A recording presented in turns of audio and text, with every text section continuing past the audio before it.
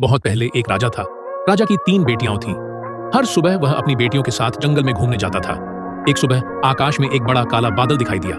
बादल बोला, राजा, अपनी सबसे बड़ी बेटी मुझे दे दो, नहीं तो मैं सूरज को आसमान से ले जाऊंगा।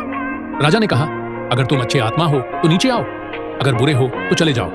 बादल चला गया, लेकिन वह सूरज को अपने साथ ले गया। अगली सुबह वे फिर जंगल गए। काला बादल फिर आया। राजा, अपनी मंझली बेटी मुझे दे दो, नहीं तो मैं चांद को ले जाऊंगा।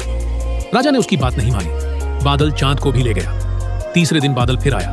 राजा, अपनी सबसे छोटी बेटी दे दो, नहीं तो मैं सारे तारे चुरा लूंगा। राजा ने फिर मना कर दिया। बादल सारे तारे ले गया। अब दुनिया में अंधेरा छा गया। एक दिन राजकुमार निक अपने छोटे भाई के साथ पानी लेने आंगन में गया।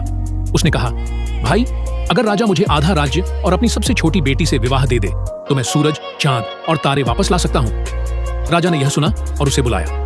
राजा ने कहा, अगर तुम यह काम नहीं कर पाए तो मैं तुम्हें सजा दूंगा। राजकुमार निक बोला, महाराज, मुझे एक अच्छी तलवार दीजिए, मैं अभी निकलता हूं। वह 7 देशों को पार करता हुआ चला। आखिर वह एक चांदी के जंगल में पहुंचा।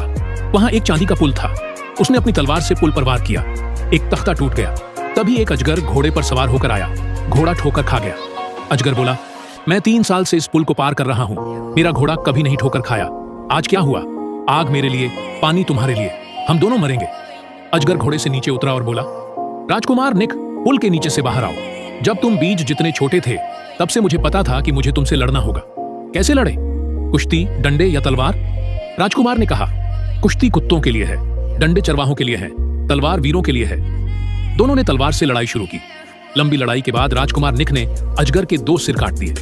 अजगर बोला, मेरे आखिरी सिर को छोड़ दो, मैं तुम्हें तारे लौटा दूंगा, वे मेरी काठी के नीचे हैं। राजकुमार ने तारे ले लिए और फिर उसका आखिरी सिर भी काट दिया। फिर वह सोने के जंगल में पहुंचा। वहां एक सोने का पुल था। उसने पुल पर वार किया। 2 तख्ते टूट गए। वह पुल के नीचे छिप गया।